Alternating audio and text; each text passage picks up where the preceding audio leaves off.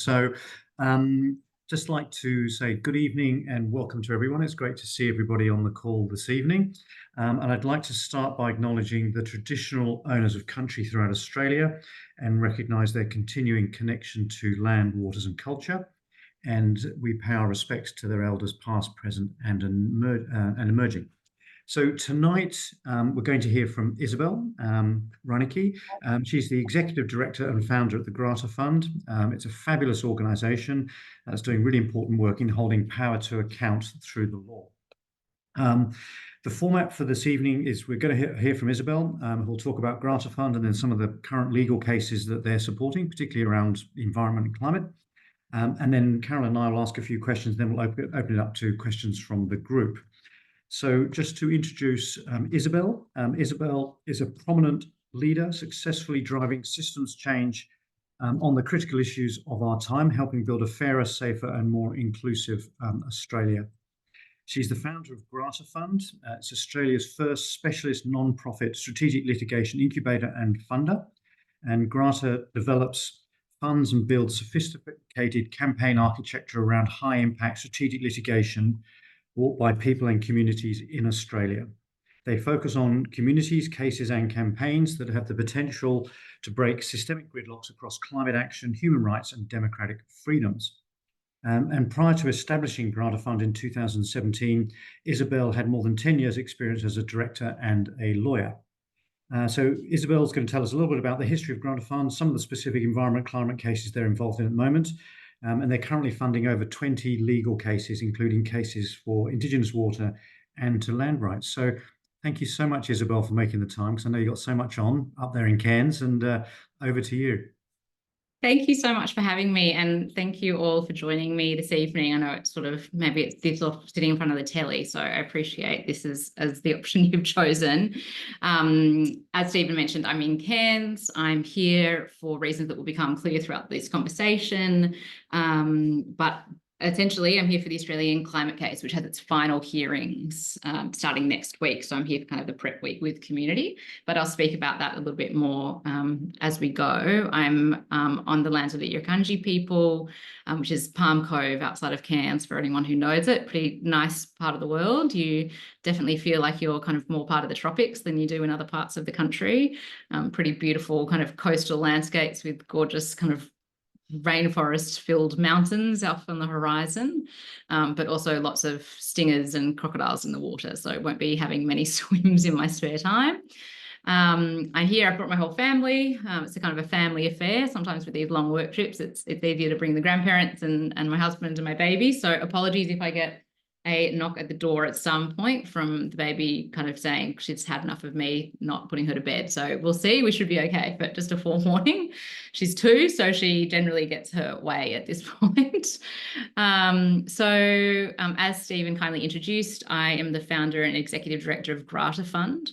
And Grata Fund is best explained kind of through its evolution, I think, in some ways, but also through the descriptor I use for myself. So I tend to say I'm a lawyer among campaigners and a campaigner among lawyers. I tend to use both different kind of ways of kind of making change and operating with power to make that change. And that really comes about from my experience using both of those hats in my career. I began my career at Clayton Utz as a corporate lawyer. Had a really valuable training experience there, but always knew it wasn't going to be a long-term proposition for me. I kind of thought, it's a good place to train myself up, but I wanted to work probably in the nonprofit space, I knew. And I was lucky enough while at Clayton Utz to work in remote communities in WA, working on stolen wages reparations. So working with communities, sitting in their communities, basically, hundreds of kilometres from anywhere most of us would usually go to, places like Kununurra in WA, and really talking with people about the impacts they experienced during periods of time in Australia where people didn't receive wages for the work that they did until in the 70s, Gough Whitlam brought in changes that created a fair pay legislative arrangement, although unfortunately had unintended consequences of sending a lot of people off remote stations into kind of town camps like now Kununurra.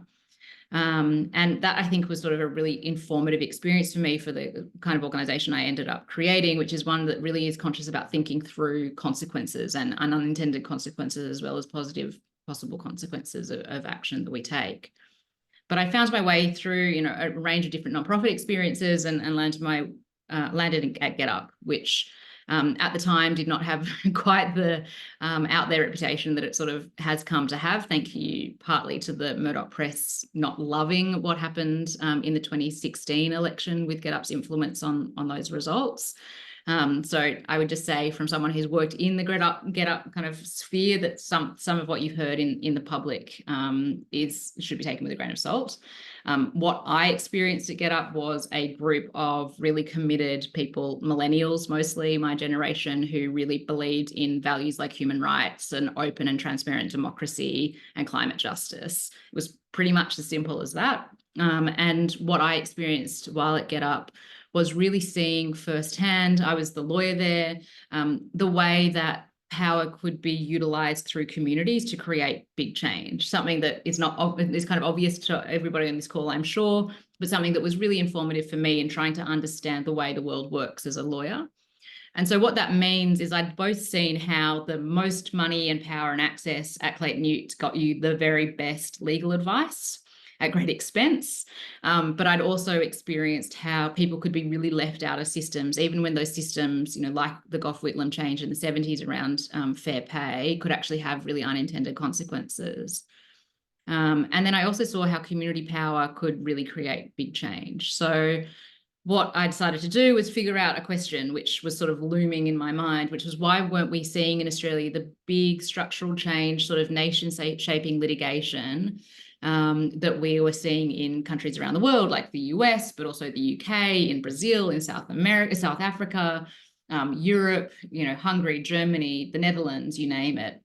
And what I came to discover was that part of the reason, although it's complex, part of the reason we don't have that kind of big nation-shaping litigation in Australia is because it's really expensive in Australia to bring litigation. In fact, it's more prohibitively expensive in Australia, as lawyers on the call will know, to bring litigation here than it is anywhere else in the world. And that's because of a fault in the way that our system is developed, I would describe it as. And what that means, in Australia, like in places like England, if you lose your court case, you pay the other side's bill. That makes heaps of sense if you're Bruce Lerman bringing dodgy defamation proceedings against Channel 10, or if it's Woolworths versus Coles in a commercial dispute. It doesn't make heaps of sense if you're a really impoverished First Nations community living in a remote location who's trying to fight for decent water quality or decent housing standards under the law. And other jurisdictions around the world have managed to change those rules to make them fairer. Australia has not yet done that, although we've been working on trying to push Australia to be from the global laggard on this stuff to a global leader. And we're on the precipice of some pretty major reform on that count for discrimination law litigation. That came about as a result of the Respect at Work changes for sex harassment and sex discrimination. So the government's decided to introduce our preferred bill, which is to change the way those rules work to make it easier for victims and survivors of all forms of discrimination to bring litigation against the corporations or the individuals who are responsible for that discrimination, particularly, for example, in a workplace. So that's sort of a technical nut that I kind of figured out on my journey of working out what the problem was. And, the next step I figured out was, okay, well, there's been multiple law reform commissions at, the Victorian level, at New South Wales level, at the federal level. Nothing's moved very far. Michael Kirby, very famous High Court Justice, had agitated significantly in public for this change to happen.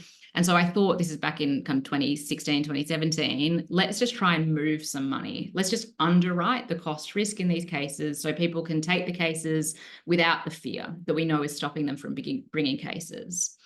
And so what that has meant is that we've funded litigation and adverse cost protection specifically, as well as some of the hard costs of litigation that you can't get for free, for pretty much every major community legal service in the country. So whether that's the Environmental Defenders Office, which is probably familiar to most of the group here, the Aboriginal Legal Service, the Public Interest Advocacy Centre, the Human Rights Law Centre, we have backed cases from all of those places and more. But part of the equation for me, as I kind of explained through how I got to this point of figuring out that Grata Fund was an entity that needed to exist, was thinking, okay, if we're moving all of this money and we're spending all of this time and resources to make litigation happen, let's make sure that we're actually squeezing maximum impact out of litigation. And one of the big differences between mainstream litigation, public interest litigation in Australia and really the rest of the world, and honestly, I would draw a contrast with Australian commercial litigation as well, is a real lack of focus on the PR and campaign potential of litigation. And so using those different parts of impact, what I decided to do was create an organization in Grata Fund that would deal with the financial nugget, but also around that, where appropriate, build and really maximize the actual impact of a case. And so that involves, for example, at the very beginning of our case decision-making process, we think through what are the potential consequences of this case if it loses. Can those be dealt with in a way long-term that it means that you've actually spent your money and time wisely regardless, and vice versa. If you've got a win, how do we make sure that that win is actually really baked into the way that the governments operate so that the win actually reaches the real people it's supposed to affect, rather than doing the kind of old school public interest lawyer thing and going, okay, pat on the back, we've won a case and we can kind of feel good about that. We want to actually make sure that people have big wins in their lives. And that's really, I would say, where the public interest movement this public interest legal movement in Australia is now. It's really focused on not just getting the win in court, it's really about changing people's lives, which has been a really wonderful thing to be part of. I'm grateful for that. So that's kind of a technical explanation, which I wouldn't normally go into such detail on, but given this audience, I thought it was probably of interest. But to give it a bit of colour and meaning, I thought it'd be useful to talk to you about a few of the cases that we're actually backing.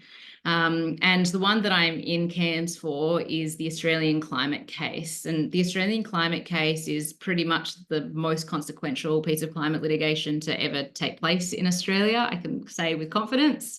And that's because it's the first case and first serious case to argue that the court should order emissions reductions in line with science. So what that would mean would be an obligatory emissions reduction by 75% this decade. So it's sort of the big kahuna, and I kind of joke that I could retire if we win, although I don't know that that's going to happen. Unfortunately, I won't make any money out of it, but it would make my life and many other people's lives, I think, a lot better. So that case is being brought by Torres Strait Islander people, and particularly two leaders, Uncle Pabai Pabai and Uncle Paul Kabai. They are Garamalgal men, so that's the islands at the kind of northernmost point of Australia. If you look off Uncle Paul's balcony, you look across the waterway to Papua New Guinea, and people go back and forth by dinghy to Papua New Guinea. So we're talking about really far, far north. And Uncle Paul and Uncle Pabai and their communities are experiencing the most profound sorts of climate impacts that you can imagine.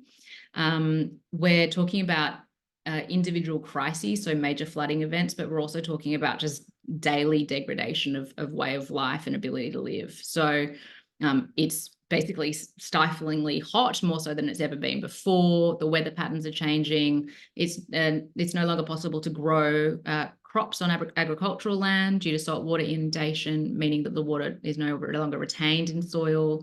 It's changed the populations of animals like dugongs, which are traditionally hunted and eaten, and both a form of cultural practice, but also a form of actually just sustenance, and traditionally trade with Papua New Guinean people across the waterways.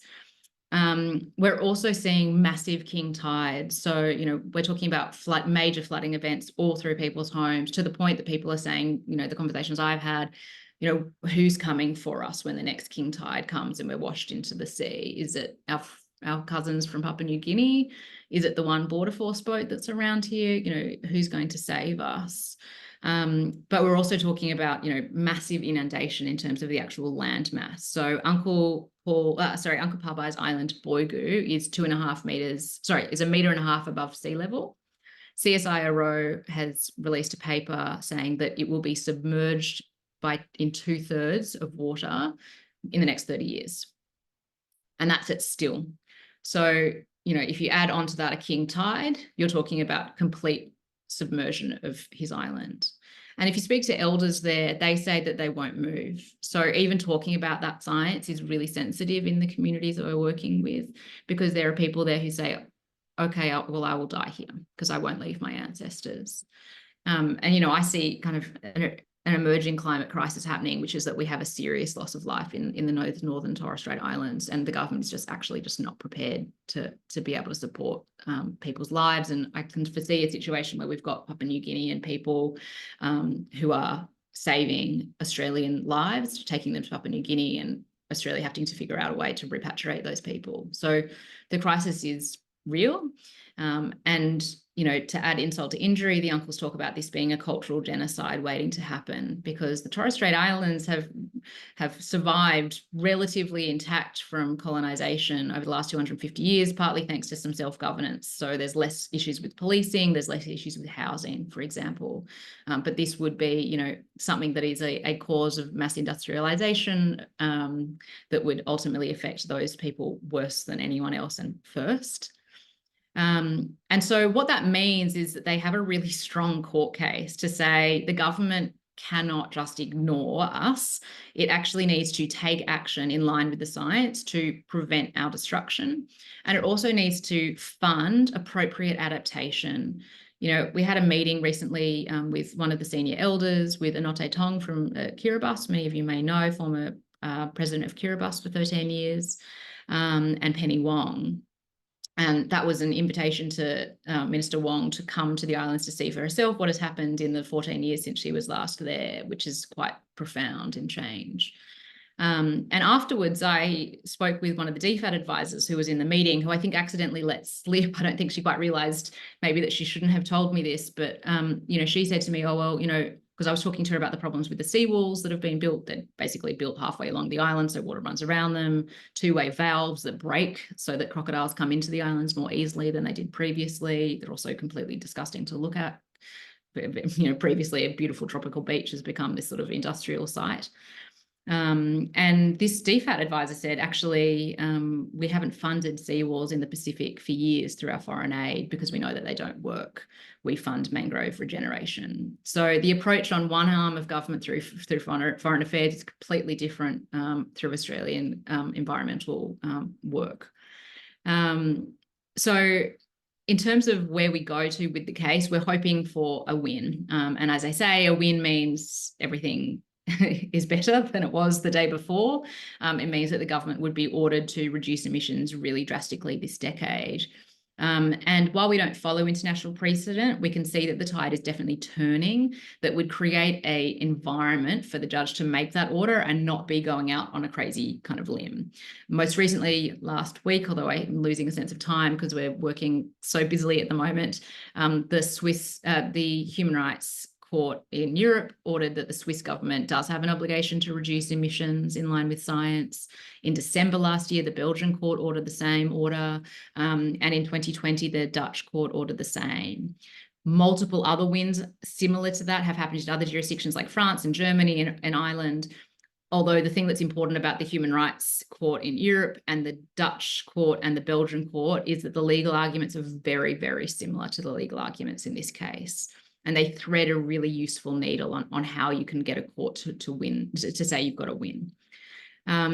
But to give you an example of, you know, how we work more broadly than this, you know, as I mentioned at the beginning, we really try and hack campaigns around litigation. So the first piece is to say, okay, let's find the best possible team to bring this case. We've got a class action negligence firm, Fiefin and McDonald, which is a kind of new-ish firm of former Slater and Gordon partners. And they're doing the work on spec.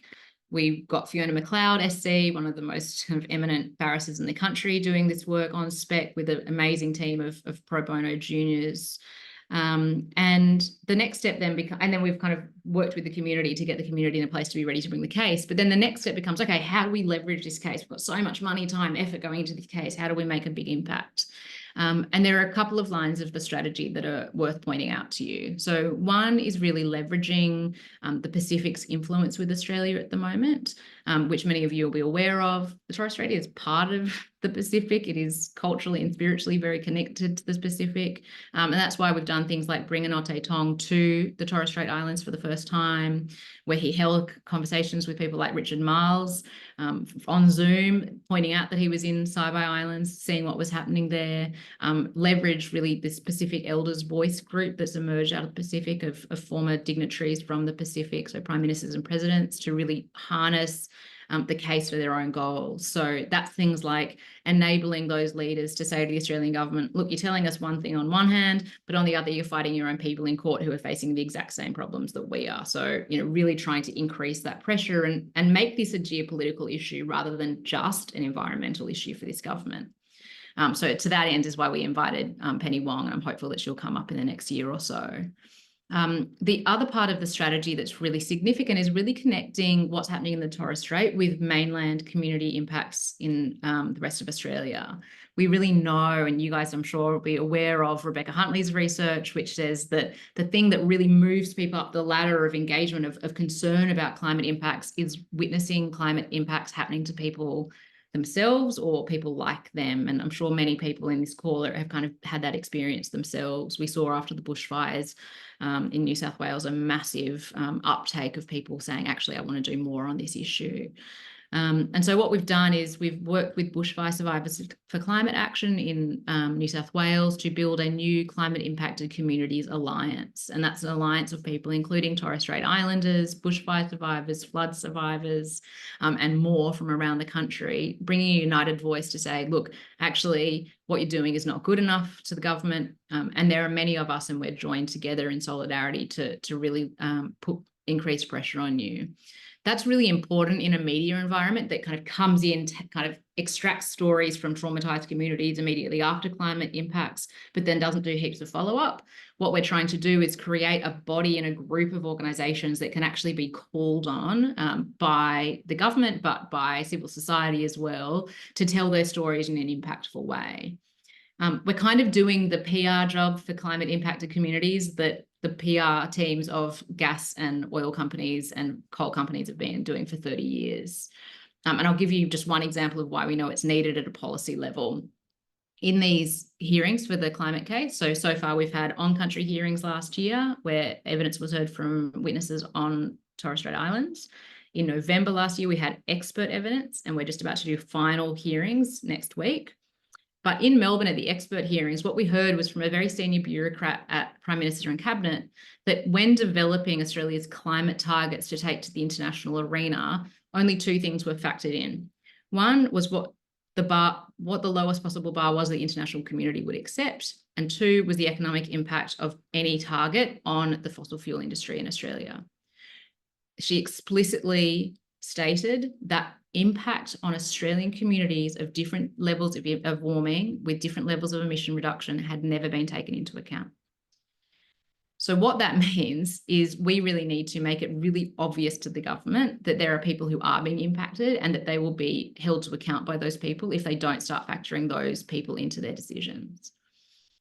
The final kind of phase of that campaign is just to build massive digital mobilization. So if anyone here is on places like Instagram and TikTok, or knows people who are, that is going to be a big part of the next couple of weeks for us, is really generating a bit of attention and heat from the Australian community so that when we have a decision, hopefully later this year, we have a big audience of people who are ready to either back in or win and support the government to do the right thing and follow the order with political space to do so, or really launch a moral argument that it might be legal for now what they're doing, but it's morally untenable and they need to do more.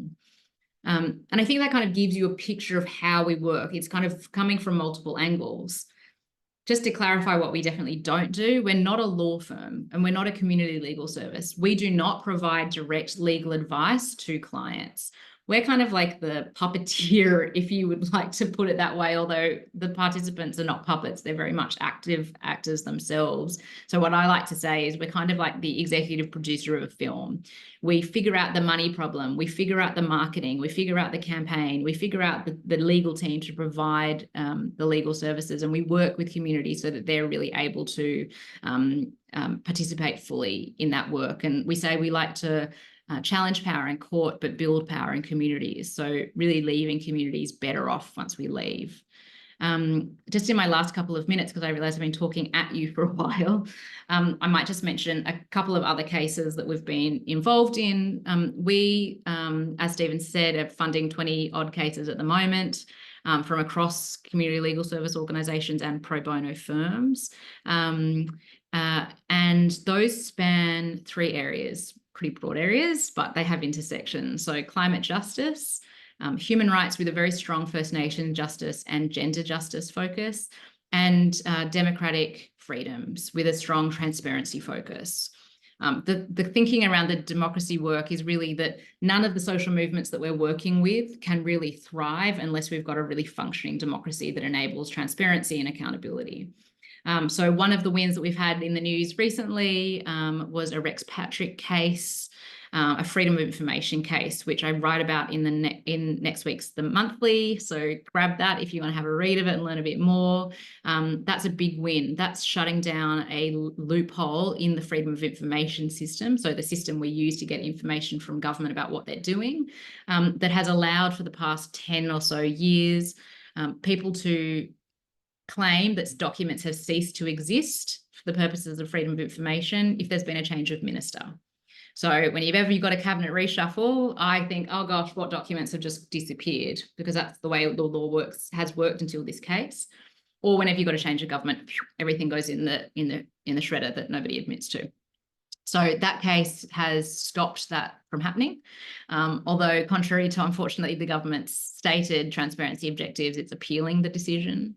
So we'll have to wait and see how that goes. I personally think that I don't think they're going to go very well in the appeal, but I'm probably biased in that. But that's part of a suite of freedom of information litigation that we've supported. So we identified several years ago 10 areas of the freedom of information system that we felt that litigation actually could produce potentially a different result to advocacy.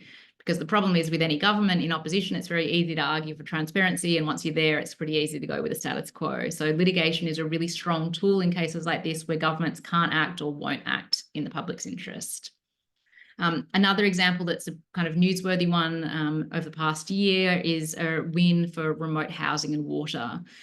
So we have been supporting communities in remote Northern Territory in Laramba and Santa Teresa, both an hour and 2 hours out of Alice Springs. Those communities, like most remote communities in the Northern Territory, in fact, all communities in the remote Northern Territory experience completely appalling standards of housing. We're talking concrete slabs with some corrugated iron on top. Many people don't have functioning water, don't have front doors, have sewage that runs through their homes. One mother in particular had sewage running through her home.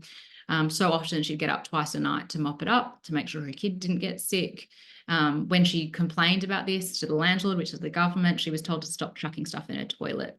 After the case was brought and the repair people were sent out to have a look properly, they discovered that there was a tree root growing into her sewage system, which was causing the backflow. That's just one of 600 urgent repairs that were needed in Santa Teresa.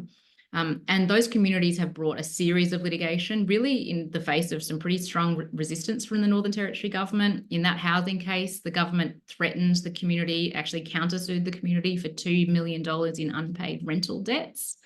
The community didn't know what they were talking about. They decided to pursue the case anyway. When it got to the tribunal actually had to adjourn to give the government more time to provide any evidence of the debts that they were claiming. They had an adjournment. The government came back and said, actually, we don't have any evidence for that claim.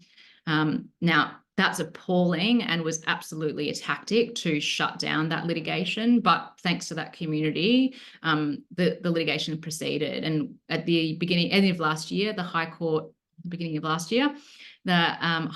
decided that actually for the first time, not just are people entitled to compensation for the harm to their physical properties that was not looked after, but for the actual inability to safely enjoy comfortably a home that they were paying actually quite expensive tenancy prices for.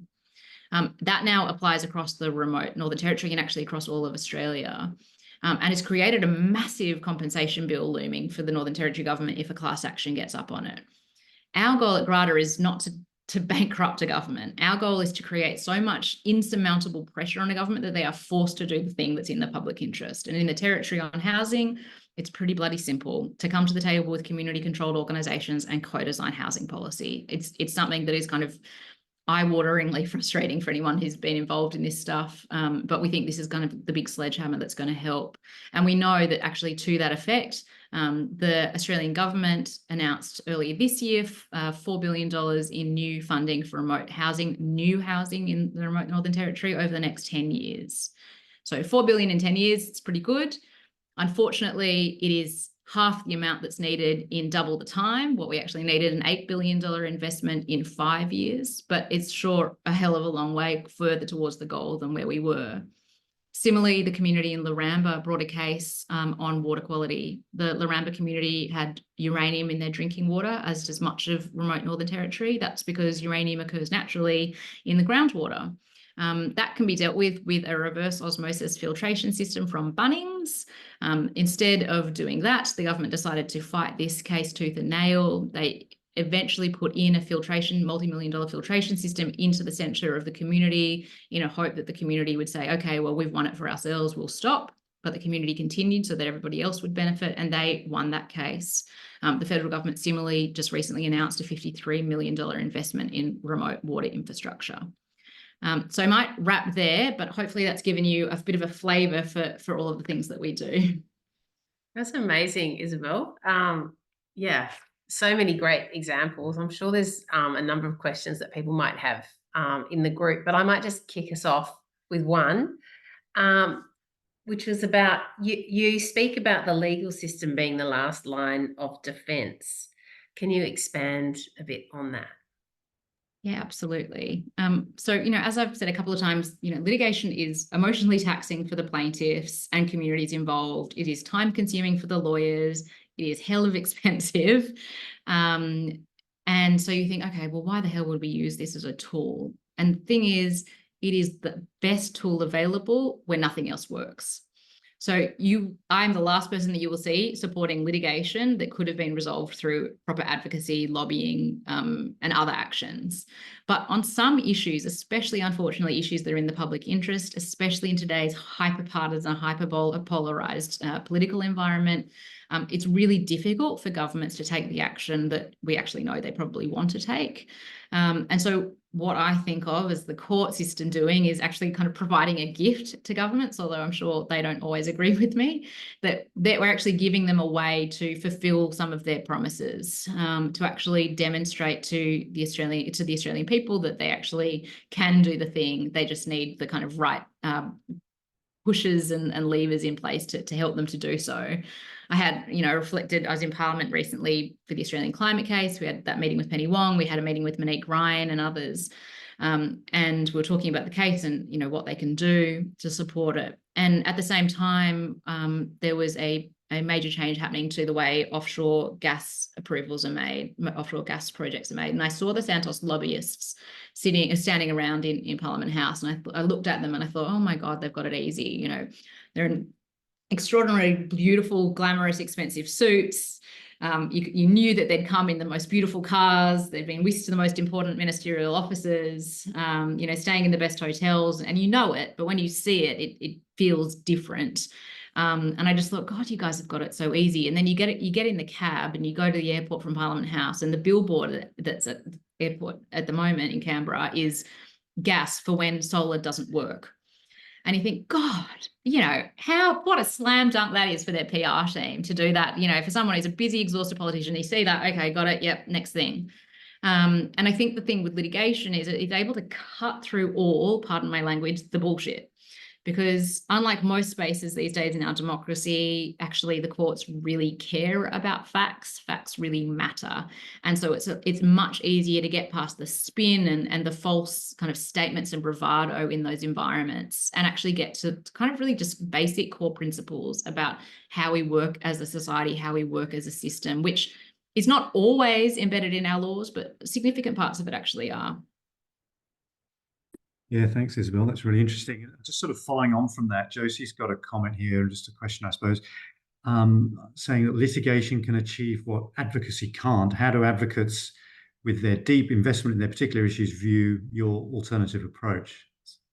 So it's been a kind of a big mission of mine for, I guess, for the last 5 or so years, coming up to 7 years, to really help campaigners and advocates understand that litigation is just a tool in their toolbox. Part of the barriers to people thinking of litigation as a tool in their toolbox are just intimidation. Lawyers can be intimidating, they can be idiosyncratic, they can be intimidating to work with and challenging to work with, just as campaigners can be to lawyers. And so what we've tried to do is really bridge that gap.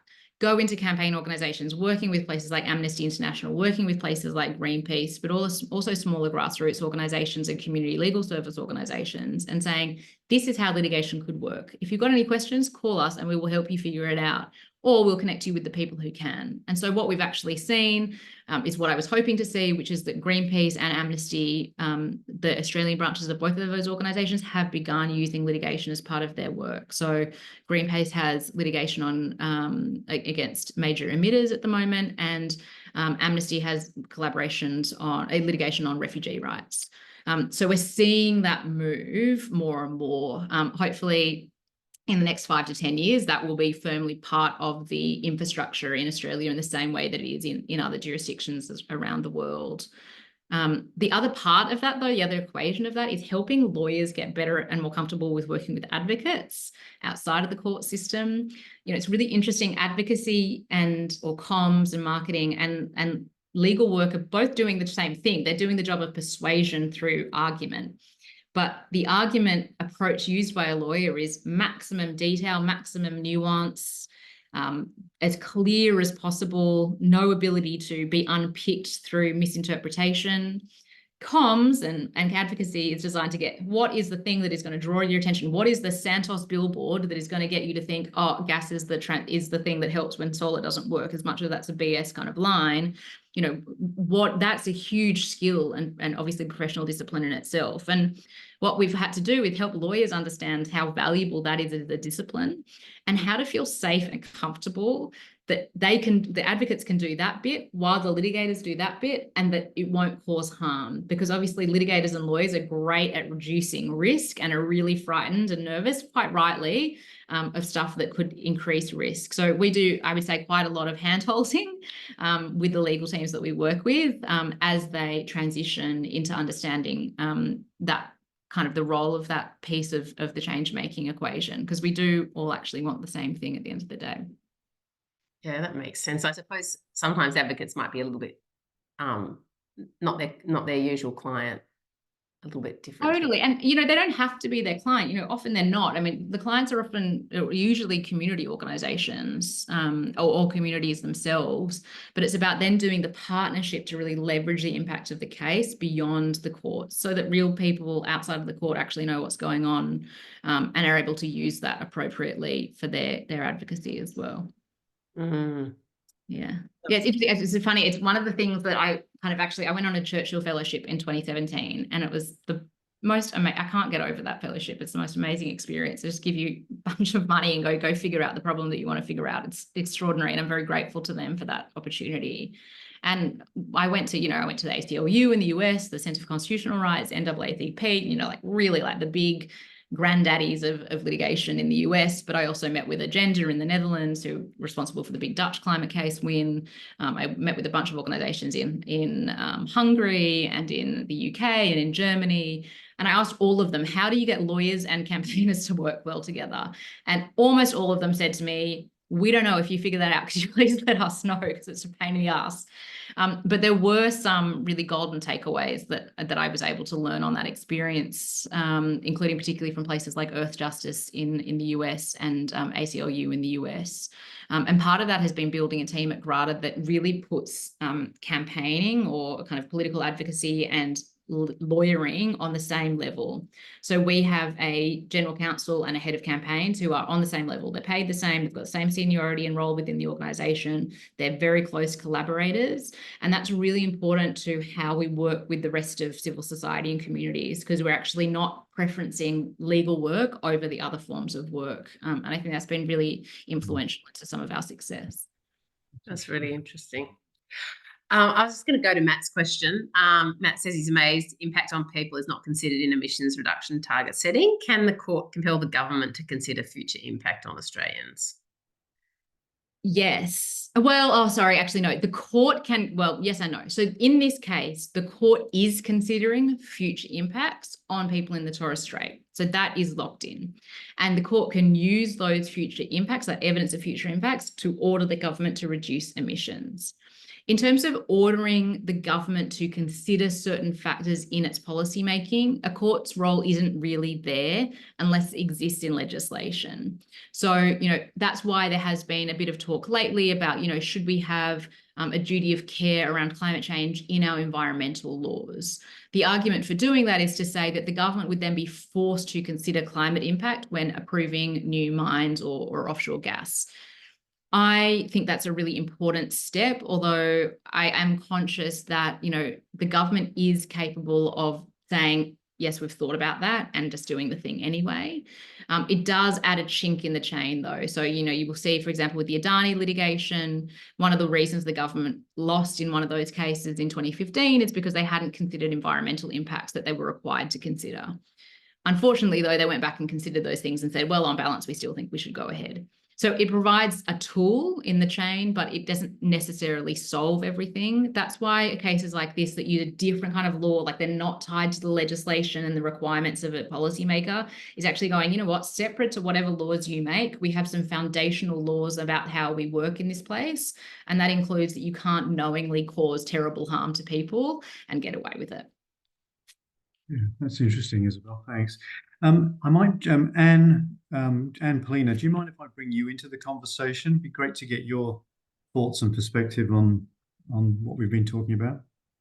Yeah, no, thank you, Stephen and Carolyn, for this. It's wonderful to sort of hear this conversation. I live on the other side of the Torres Strait. I'm in the Kimberley. Oh, amazing. And all the things you're talking about, sea level rise, loss of food security, all the things. And we had the biggest flood ever in our history of Western Australia last year.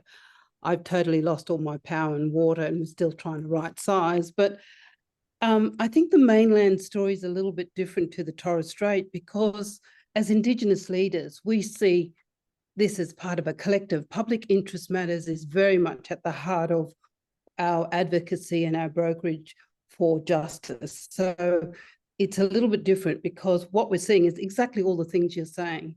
Sea level rise, drawdown in terms of watershed demand, saltwater intrusion, all those things are happening right here. But I guess the big issue for me is this opportunity to look at what you're doing as a brokerage model to bring all the different players into the room to strategically plan from A to Z, basically. So I think it's very, very exciting, this model that you're talking about, because I live in a really crazy place called Western Australia, and I write a lot about lawful, awful laws. And so we're in a situation where the state government has decided not to bring in water laws. And basically what they're saying to us, where I live in the Kimberley, which, because I'm on the Fitzroy River, which belongs to everybody because it's National Heritage listed, it's also the largest Aboriginal cultural heritage site in Western Australia. So we as leaders are very much of the view that this is about all of us. It's a collective, that these impacts on public interest matters, that it's not a colour thing, it's a human being thing. And so all we can see is foreseeable harm because we have no law to be able to set up a statutory framework to look at these sorts of decision-making processes on scale. And so therefore, one of the things we're told is, because we're getting close to an election, that they're not going to bring in the planning allocation plan for our system, but they're compelled under legislation to issue the licenses. There's no climate modelling, there's no climate science. We're seeing the system change before our eyes. The extraction is going to come from fossil water where they don't I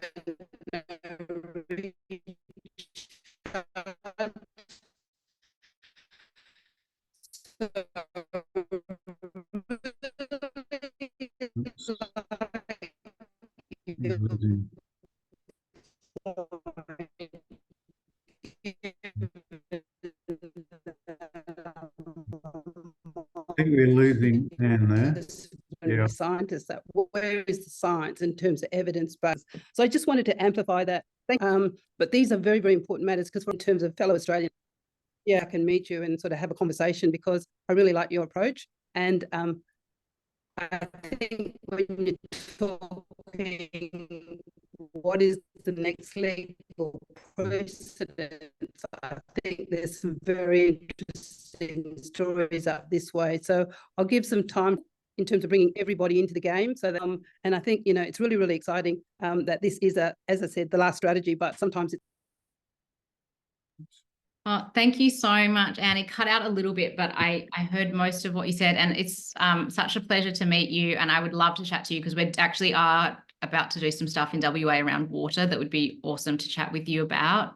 And I agree. You know, I think one of the things that's been a real pleasure of my professional career has been working with First Nations communities and really learning from their kind of knowledge systems or your knowledge systems, and especially around, you know, consensus-based decision making and the concepts of interconnectedness. And I think that's been really influential to Grata's sort of DNA as well. Yeah, I'll just make a little point. Right now, I'm the Associate Commissioner on the Productivity Commission for water right around this country. Oh my gosh, amazing. And we do not have a definition for water security in this nation. And we're talking about perpetual licenses. So we can't have water justice without climate justice. So thank you for the opportunity. That's so, it's great, always great to hear your perspectives, and you've got such an amazing body of understanding and experience. So thanks for that. Pete has a question he'd like to raise. Over to you, Pete. Yeah, thanks, Carolyn and Stephen, for another really interesting chat. Isabel, I heard an interview not long ago with Anate Tom, and it was really fascinating. And I realise your background obviously ties in on the litigation side, but he was drawing, I'm really paraphrasing it, but saying, you know, go back sort of several hundred years, and you've got, you know, most of the European colonising nations built their model on slavery. And slavery, you know, supported their endeavours, their economies, and it continued to do that until it basically, the moral argument won out, and people started to realise that, you know, this was inappropriate. So I guess I'm wondering, from all the contacts, all the work you've done, how far away are we, you know, maybe in Australia, maybe in the world, away from getting the moral argument that burning fossil fuels is doing untold damage in the future? Thanks so much, Pete. Yeah, it's so interesting. Anate talks about, you know, there was a time that slavery was legal. Did that make it okay? No. There was a time that many things were possible that did not make them okay. And so the fact of legality of climate inaction does not equate to morality of climate inaction, and the tide turns. And part of his argument, though, is actually slightly different. You know, he says we will never win on the moral argument alone. You need the laws and the structures to change to force the change. And you needed laws to change to force change on things like slavery, because you know, there was long-standing opposition to slavery in parts of the community across the world.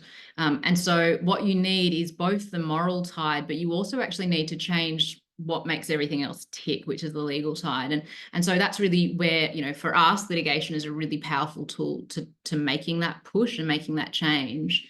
I think one of the things that's interesting from, you know, like from a campaign perspective is how do you use that push and pull of the moral and the legal? And I think that's what can be really important at the conclusion of an unsuccessful case.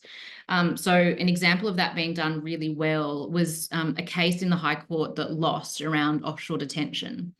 And that case lost, but it was used to launch what became, and I don't think with heaps of, you know, planning in the first instance, but sort of it burgeoned what became the Bring Them Here movement, which is a massive refugee movement to bring people from offshore detention to Australia, which is largely successful. And, you know, wasn't done by itself, but what was able to be done was the legality was able to be kind of pivoted from to say this is legal, but it's not moral. And so the same thing can be done in the Australian climate case that the uncles are bringing to say if it does lose or partly loses, we say, okay, this might be legal for now, but it's not going to be legal forever. And it's certainly not moral now, and using that pressure. And, you know, the law does change and it changes slowly. So I personally believe that any outcome in this case is going to be a step that gets us closer to the laws changing, even if it's not an outright win. I am pretty hopeful for an outright win, of course, as many people are. But, you know, I think that's the approach to creating change that's important as well. It's sort of, that's the thing with law. You can create little kinks in the armor and keep pushing and pushing and pushing to really ultimately get the change that we all want to see. But yeah, Enote is really interesting. I think he's great to listen to. He's a wonderful diplomat and orator. I feel like he's a pleasure to work with. Yeah. Oh yeah. And thanks, Isabel. Just back to just quickly before Stephen jumps in, it's all in the frame analysis, and so the stolen wages case is slavery. Yeah. And so was that in the rules of evidence? I know it's the stolen wages stuff is a real I think that's become a real passion area of mine. And it's really interesting. I think there are different ways that litigation can be used. And I think in Australia, what we see a lot is compensation litigation, which definitely has an important place. But what we see less of, and what I'm trying to create more of, is change-based litigation. So not litigation that causes change because it causes financial pain by compensation, but change to say, actually, what you're doing is not lawful. And often that actually means using kind of sideways, inside out, upside down legal tactics. So, you know, those housing and water wins in the Territory, they're using Residential Tenancies Act law. Like, you could not have told me as a law student who loves human rights, I'd be like, oh, boring. I don't want to have to deal with the residential tenancies. That, like, oh God. But actually, it's this sort of innocuous, boring seeming law that has inherent in it amazing, profound responsibilities that you can leverage. So that's one of the things that, I'm quite passionate about kind of utilizing. And I think that's one of our goals for the climate space as well. You know, we've talked a lot about the public or government facing litigation that we work on, but, you know, we're also supporting a range of commercial focused litigation, none of which I can really talk about specifically here just because they're all pretty much ongoing. But I think we're supporting about 5 of those cases at the moment. And they're doing different things, and they're all creating pressure on corporations to speed up their transition via accountability through the law. But for me, what the hit that we're trying to land via Grata Fund is to actually make these sorts of corporate accountability climate cases something that commercial litigation funders, so the people who usually fund class actions for financial compensation, will start funding. And they will start funding those class actions if they can get a financial return out of them, because they're a safe investment model. That's how they operate. They do not fund the cases that we fund because they don't provide financial return. That's the gap we fill. So what I would really like to do is to start having Grata Fund and Grata Fund supporters actually supporting litigation to sue those corporate enormous giants for their accountability to the law, and get it into a space where we've got a commercial litigation funding market for it. And I really see that that would make sense for Australia. We're actually the creators of commercial litigation funding in the class action market globally. All of the global commercial litigation funders, as many of you might know, are based in Australia because we have quite strong class action laws compared to other countries. So although they're a little under heat at the moment due to some successful litigation, but I am hopeful that that's some way that we can go with this work. Yeah, that's great, Isabel. Thank you. And I know Grata has been doing some work, you know, speaking with the government ministers and the TEALs around reducing emissions. Do you want to just chat a bit about some of that and what sort of reception you're getting to that? Thank you. Yeah, absolutely. Yeah, look, it's really interesting. So on the government side, my concern is that they are really unprepared for a win. They're ready, for us to win. They're ready for themselves to win. They are not ready for themselves to lose. Partly I kind of understand it because they think, oh, we won't deal with that unless it becomes a problem. But for me, that's a concern. And the concern is really is exemplified by the way that they've handled the High Court ruling at the end of last year that decided that it's illegal to indefinitely detain people if you're a politician. Sort of a no-brainer kind of legal case to win, but it, overturned many years of precedent on a kind of dodgy decision. It's infamous Al-Kateb. And in that decision, the High Court, on a split basis, decided that it was lawful for politicians to indefinitely detain people, in this case, people seeking asylum. Really on the nose, constitutional legal circles, everybody kind of was open secret that it was a dodgy case, that it was ready to be challenged and overruled.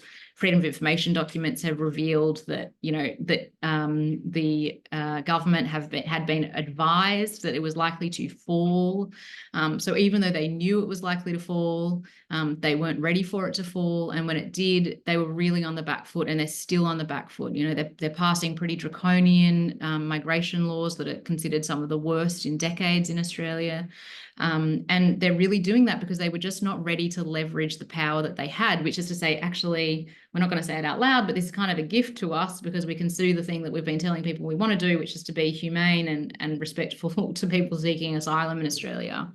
And so one of my focuses at the moment with Labor particularly is to actually get them ready to use our win if we get the win, because it could land around the time of an early election if that's what happens, and Dutton will weaponize it and really put the squeeze on them. So I kind of really want them to be ready to figure out what a positive response is. We also know the Climate Council has just put out their research saying how we can get to 75% emissions reduction this decade, which is what the science says we need. So there are pathways there. With the Teals, it's mostly about leveraging their communities and really drawing attention to it, working with them on questions that will be asked in question time, for example, to really put the heat on the government in a public way. But, what we're doing is really aligned with what they're doing. We've got a webinar, if anyone wants to come, to hear from a range of other people about the case on Wednesday, which Monique Ryan is hosting. Auntie McRoy's Elu from the Torres Strait, a senior elder from Saibai and Sasia will be speaking. Jack Egan from Bushfire Survivors for Climate Action, who himself survived bushfire, will be speaking. Fiona McLeod will also be speaking at that. And that's really about, building a bit of momentum and campaign awareness for the broad community. Thanks, Isabel. I was actually going to ask you what, if there is a win, what do you think? Obviously, you've got the Climate Council's roadmap. Here you go, government. This is what you need to do. What else, proactively would be good to what else will you encourage them to do? So the tricky thing for us is we can't suggest how they achieve it, because if we do, we kind of are jeopardizing the argument that actually the court is not making policy, it's just putting up some legal guardrails. So that's why it's really important to us that we've got organizations like Climate Council who come in and say, look, this is how you achieve it. I think there are two parts to this, though. There's a long-term thing that we're always doing at Grata Fund, which is trying to enhance the role of the court as a democratic accountability institution. And one of the things that I'm wary of, but not wanting to, I don't want to be sensationalist, but one of the things I'm wary of is the far right has very systematically undermined many accountability institutions in our democracy. That includes the media, that includes tribunals, that includes, disbanding kind of the Administrative Review Council and so on. And then it's also been about, really, I think we've seen in the referendum, really poisoning the base level of public knowledge about things. So, using through Advance Australia, really doing a lot of misinformation spreading very tactically, working with the SAM campaigners who work on the Trump campaign. And what I see pretty obviously, if you're kind of reading between the lines, is they're looking at the courts as the next step for that. And I kind of mentioned in this book that I put out last year with Monash as part of their series, in the National Interest series, I kind of outlined what I see as happening and how they're doing that. So one of the things for me with the government always on big contentious litigation is to really back them in to keep supporting the role of the court as a democracy institution, not end up attacking the court, which is, I can see where the right wants us to go or where the far right wants us to go. Really minimizing its role because, that's the last really strong accountability institution we've got left that's functioning. In terms of the campaign, if we win, the government will definitely appeal. There is no chance. I mean, we will put public pressure on them to drop an appeal, which was done successfully in places like New York, in really significant police accountability litigation brought by the Centre for Community Rights, for Constitutional Rights. But I don't think that was likely to succeed. And so what that means is then actually actually building on the work that we do in this phase of the case to deepen those climate impacted community alliances. And so the next 2 steps for that are deepening solidarity and alliances across First Nations communities, because as Anne says, you know, we have impacts across the country experienced by First Nations communities. You only need to ask people what's changed in their lands, and they can tell you in great detail what's changed. And, you know, linking those communities more and more is really important, but also linking farming communities on the mainland with communities in the Torres Strait. There's actually a really natural alliance there. In the Torres Strait, there's a really important biosecurity role that people play, including doing big culls of livestock in the Torres Strait to protect Australian agriculture from vectors coming from the tropical north. And so really building those impacted community alliances, you know, in the same way that, you know, if you know, as a non-Indigenous person, when I'm working with First Nation communities who live on country, it's very clear to them, and they can really communicate clearly the impacts that they're seeing. Farmers are quite similar. So that's kind of the next campaign step. Fantastic, Isabel. Yeah, thanks so much. Hopefully it doesn't happen. Hopefully we win and the government just does everything and doesn't appeal. And well, they will have to do everything if we win, but hopefully they don't appeal. Wouldn't that be good? Just a couple of final ones, conscious of the time. Has Grata looked at the ongoing sort of disaster of management of the Murray-Darling River system? And if so, what's the approach there? Actually, this was my honours thesis, which was 14 years ago, was on the management of the Murray-Darling River system and the constitutional arguments that could be made around state versus federal ownership or responsibility. Yes, I think it's a really important area, and funnily enough, a case idea has come to us via UNSW. So we're based at UNSW at the law school there, and so we work often with their students and their classes, and one of their classes has a public interest law class, and their project is literally to come up with pitches for us for litigation. And one of the students last year came up with actually a really interesting case on that issue. So yeah, watch this space. We may well see more litigation there. Oh, good. One final question from Manu. I think looking at technology and also insights, and how could you potentially use technology and or insights to inform your litigation and advocacy work? Thank you so much. Look, to be honest, I don't really know that well. Like, I think I'm like many non-tech people, just trying to figure it out as it comes along and play with ChatGPT as it kind of comes out and tells me how to do things better. But, you know, I think there are clear benefits for me in terms of both evidence gathering and then also in terms of data-based evidence gathering, not in terms of community evidence gathering, but also in terms of demonstrating impact. That's one of the areas that I see it being really, really helpful to actually show the multiple kind of ripple effects that litigation has that can be really, really tricky to manage if you don't have that kind of system in place. But beyond that, I'm open to suggestion. We use ChatGPT for first drafts of certain social media posts, but that's about it for now. In terms of, you know, I think in terms of structural issues that AI plays, I find that a great concern. Opportunity, I suppose, is another way of looking at it, but I feel like the willingness of governments to regulate tech is a real problem, or their unwillingness to regulate tech is a real problem. You know, I think, you know, on the one hand, you've got governments who are really trying to, they've got an uphill battle in a really polarized world, and I see how misinformation, disinformation is going to really take off in a scary way if it's not dealt with. So I think that's a kind of a priority from my mind. Oh, this might be my toddler coming in. Hang on. Sorry. Perfect timing. Isabel, thank you so much. That's been an amazing session. So interesting. I feel so much better informed. So, you know, thank you for the work you do. And yeah, it's fantastic. And congratulations. And yeah, anything else that we can do to support, we'd love to. Amazing. We'd love to keep stay in the loop as well. And it's really interesting that you mentioned bushfire survivors for climate action earlier, because they're our guests next session. We've got Serena Joyner, who's their CEO, coming to speak to us in our May session. Can't believe we're up to May already. And also Greg Mullins, who many of you know, former head of RFS. So it's going to be a great session looking at bushfire in May, and yeah, more other great sessions as the year progresses as well.